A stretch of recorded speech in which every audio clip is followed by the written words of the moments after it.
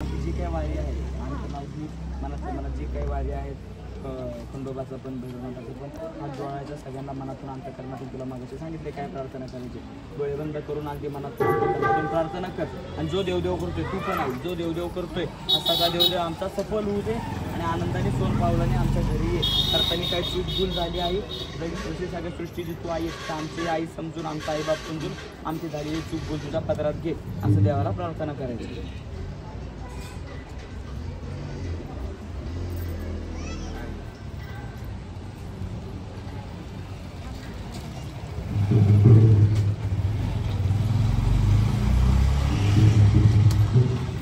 या 5 सवाजने सगळ्यांनी तुमच्या 5 त्यांच्या 5 सगळ्यांनी गुलाल नाही लावलं तरी त्याला फक्त हळदी कुंकू लावा आणि ओवळा डोळे बंद ठेवा.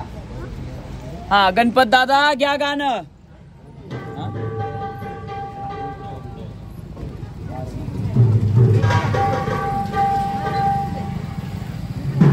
मागं थांबलो कसं व्हिडिओ येईल बाळा जरा इथे पुढे निल्सन इथे काय दिसतंय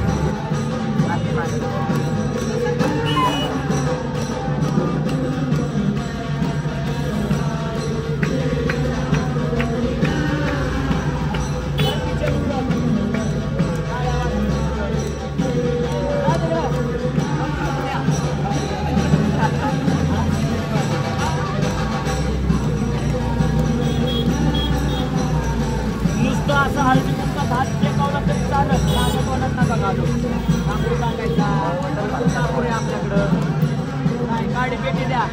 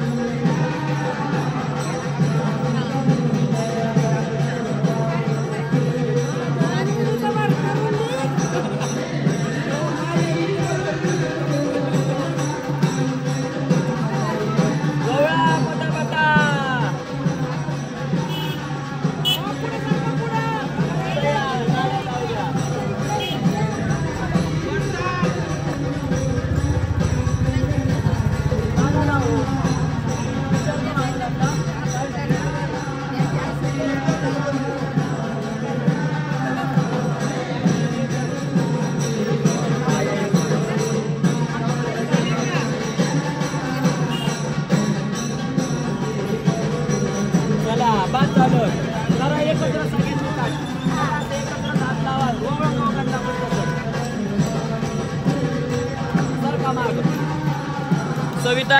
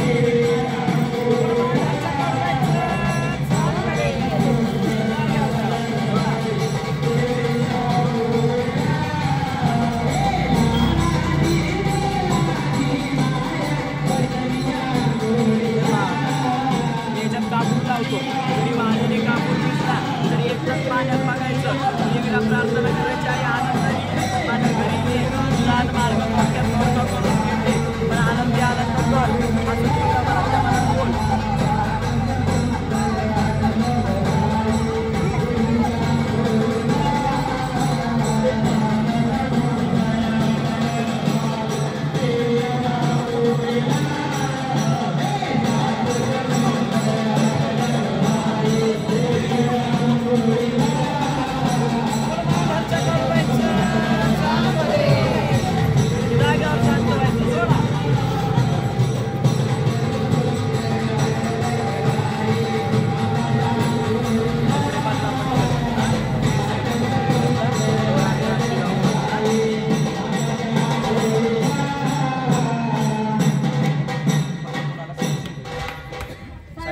त्यांना जायला रस्ता द्या आणि तू कपडे तुझ्या काय राशी लावायचे नाहीत आपल्याला ना.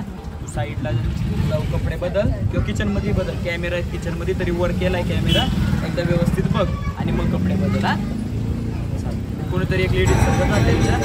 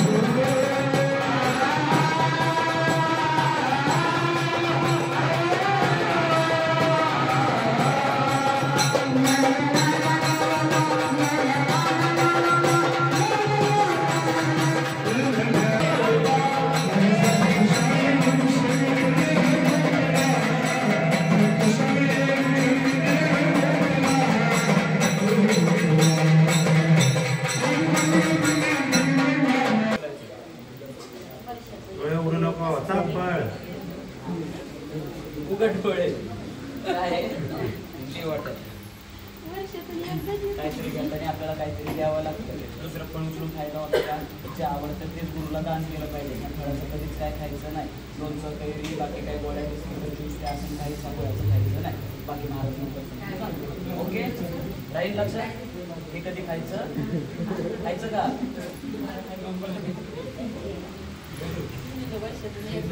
धरतीची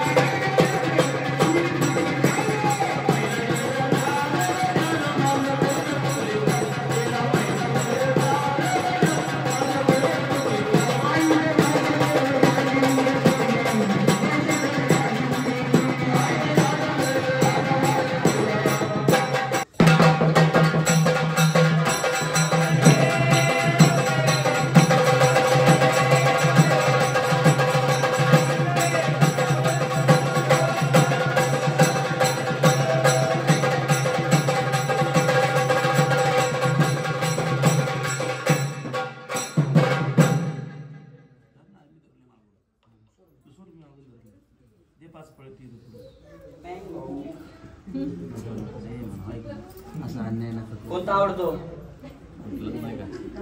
चला कुठलंच खात नाही, वर्षातून एकदा आंबा तर खातच माणूस. डोळे झाक. चला डोळे पण. ज्या फळावर हात जाईल ते फळ उचलायचं. चिटिंग ठीक आहे. सगळेच घ्यायला पाहिजे. चापसून बघते ते काय आहे. दाखव जरा. हे देतो ते. जरा. ते फळ कधी आयुष्यभर खायचं नाही. गुरुला अर्पण केलेलं आहे आपण. हा सगळ्यांना सगळं सांगतो. 2 मिनिटं पंडितांना त्याला उठू द्या. तुमच्या दोघांच्या वाऱ्याच्या झाल्या तिला सेवेला आले. मी सेवेला घेतली आपली परंपरा म्हणून तुमच्या वाऱ्याची हे साक्षात तुम्हाला जगदंबाची सेवा करायची. ही परडी आली म्हणजे नुसता नाही का हातावर आली अंगात वारं घ्यायचं नुसतं जोगो मागा त्यासाठी आलेलं. ती तुमच्याकडनं सेवा करून घेण्यासाठी आली. काय करून घेण्यासाठी आली? सेवा. जे काय तुम्हाला थोडक्यात पटपट समजून सांगतो कारण ते सगळ्यांना माहितीच आहे तरी पण समजून सांगतो तुम्हाला चौक कशाला माईक बिगर माईकच चांगले. मी माईक घेतला ना तर एखाद्याला थंडी भरती माईक घेतल्यानंतर त्यामुळे नको माईक आवाज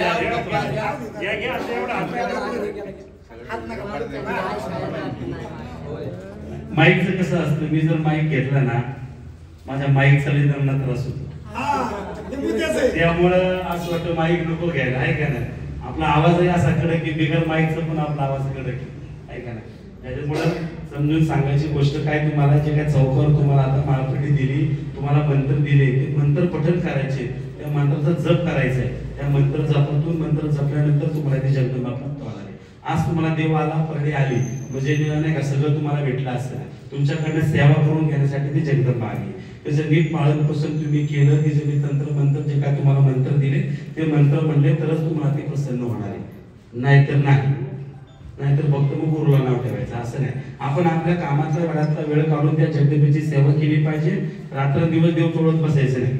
आणि नाही तर तुम्ही माणसं बाबा आम्ही तर काही म्हणतो बाबा मला देवाचा फरकच नाही अशी लोक म्हणतात. काय तर मी नित्यनेमाने देवीची पूजा करते अर्चा करते त्याचे नाही का हार फुल करते नारळ फोडते.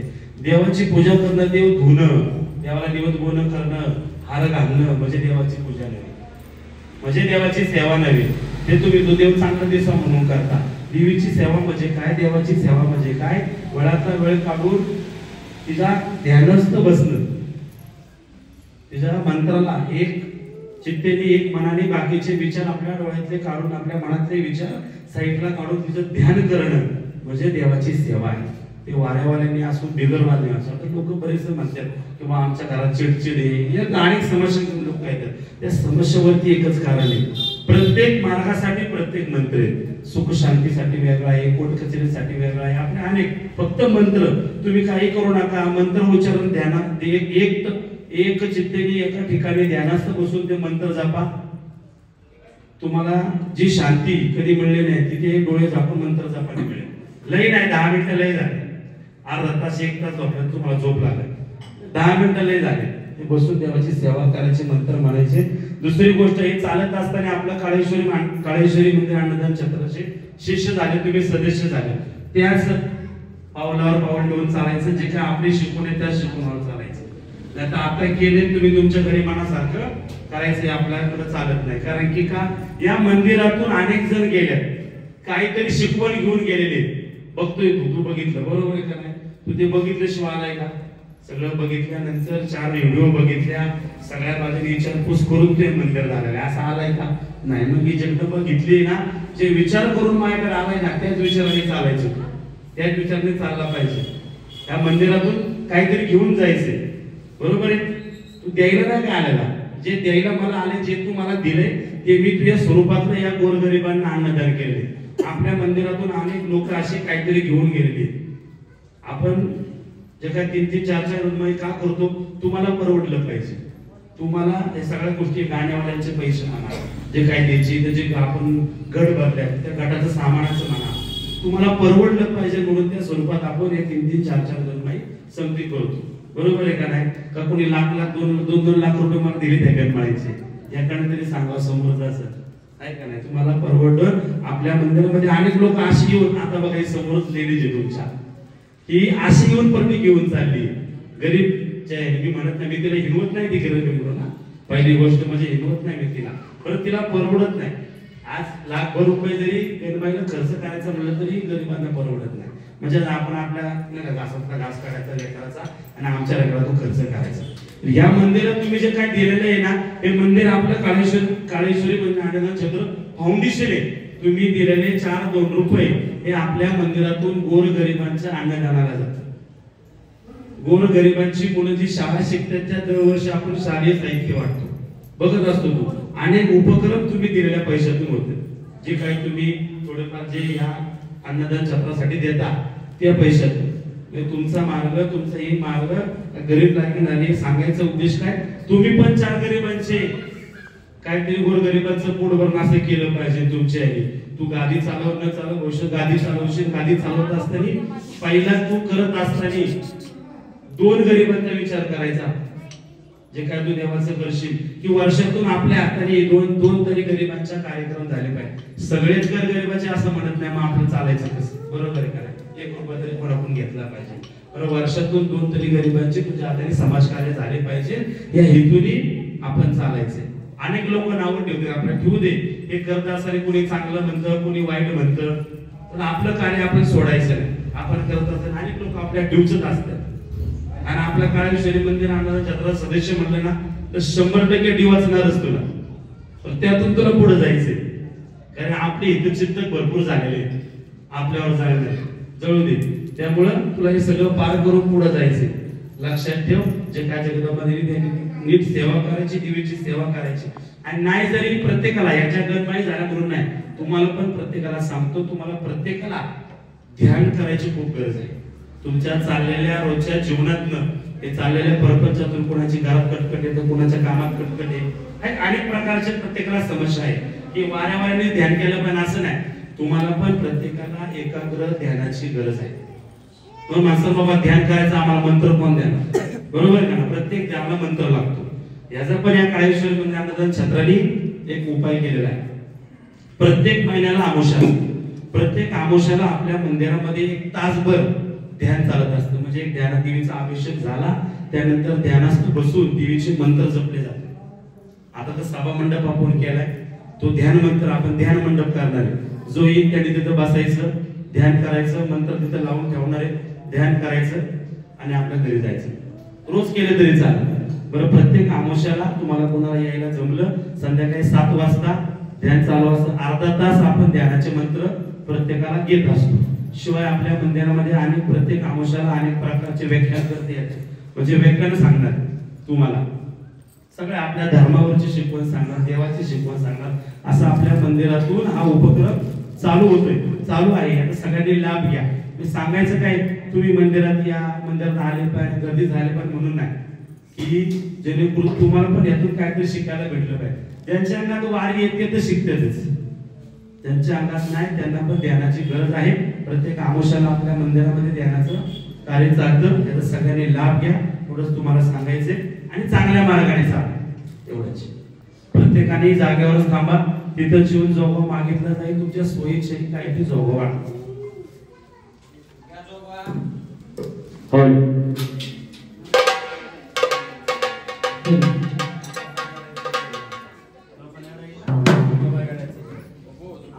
हेलो हेलो हेलो हा या